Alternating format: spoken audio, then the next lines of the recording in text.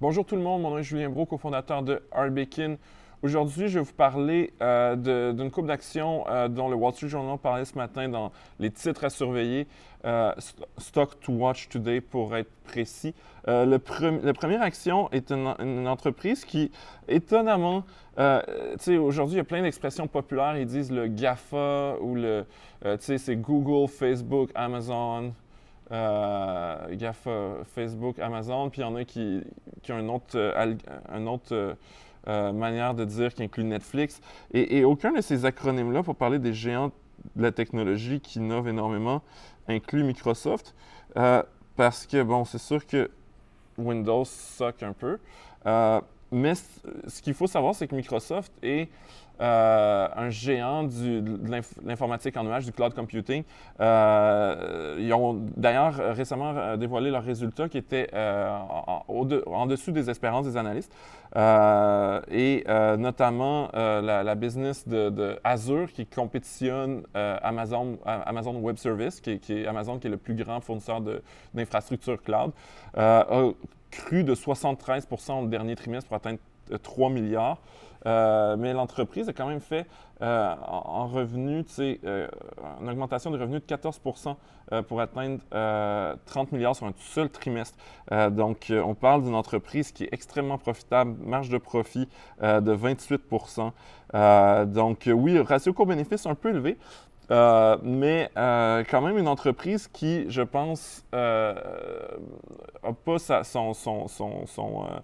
son lot de crédits quand on parle d'entreprises qui innovent. D'ailleurs, Microsoft Research a des librairies en intelligence artificielle. Donc, une belle entreprise et qui est beaucoup moins chère qu'Amazon. Si vous aimez pas payer trop cher. Moi, je la trouve chère à 30 fois les bénéfices, mais par rapport à Amazon, elle n'est vraiment pas chère. Ça, c'est quand même à regarder. Sinon, une autre entreprise à regarder, puis elle ne vient pas juste de dévoiler les résultats, mais c'est Facebook. Facebook qui, le temps d'utilisation par jour est en diminution au niveau de ses utilisateurs.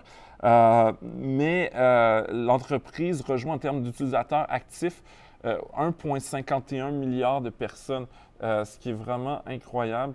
L'entreprise, c'est ça qui est rendu à 15 milliards de revenus par trimestre. C'est quand même exceptionnel. C'est sûr qu'il y a eu des problèmes de protection de la vie privée chez Facebook. L'entreprise a mis 3 milliards juste en réserve là, pour éventuellement payer des poursuites ou des amendes de la Federal Commission. Les analystes, un peu comme Microsoft, ont un rating de acheter. Et le ratio coût-bénéfice est de 24. Donc, un petit peu plus bas que Microsoft, une meilleure marge de profit que Microsoft encore, donc entreprise extrêmement profitable, qui n'est pas si chère quand même si c'est pas si avantageux. Puis le dernier stock dont je vais vous parler aujourd'hui, la dernière action là, pour être précis, c'est Visa. Visa qui est une entreprise assez ennuyante et qui, pour maintenir sa réputation d'entreprise ennuyante, a atteint exactement les objectifs des analystes, les estimés des analystes. Donc, pas de surprise ni positive ni négative. C'est une entreprise avec une marge de profit incroyable qui est très stable. C'est une entreprise qui bénéficie d'un oligopole. Dans le fond, il y a Mastercard, il y a Visa. Visa qui est le numéro 1, c'est le Coca-Cola de la carte de crédit. Un titre relativement défensif, mais qu'on paye quand même assez cher. Puis il verse un petit peu, juste pour le dire, de dividendes. Donc c'est sûr qu'en tant que fournisseur de paiement, il pourrait avoir on pourrait justement se faire court-circuiter, entre guillemets, mais la réalité, c'est que toutes les entreprises, que ce soit Lightspeed, admettons, au Canada, ou Square aux États-Unis, toutes les entreprises de paiement, même Stripe, ils utilisent la plupart des paiements passent par Visa. Oui, un jour, on pourrait imaginer un moyen plus efficace, puis on va peut-être sortir de ce duopole-là. Mais pour l'instant, c'est quand même une entreprise relativement défensive qui se comporte un peu comme une machine. Mais encore une fois, le marché n'est pas si abordable. À 34 fois les bénéfices personnellement, puis ça c'est juste ma philosophie, j'aimerais mieux aller voir du côté de Microsoft ou de Facebook. Donc, c'est tout pour aujourd'hui.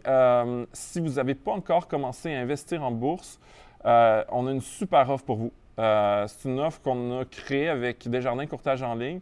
Puis ça inclut un gros paquet de choses qui va vous permettre d'investir en bourse sans risquer grand-chose. C'est sûr qu'il y a toujours des risques quand on met du capital en bourse, mais au niveau des frais, Desjardins Courtage en ligne offre 10 transactions gratuites, 1 an de congé de frais de gestion. Puis de notre côté, on offre un abonnement de 3 mois à notre application que vous voyez là, à l'écran, qui permet d'analyser le portefeuille, calculer les rendements, trouver des titres qui vous intéressent, faire des recherches et qui se connectent directement à vos comptes, donc qui vous montrent qu'est-ce que vous avez, mettons, dans Desjardins Courtage en ligne ou aussi dans n'importe quelle autre institution financière.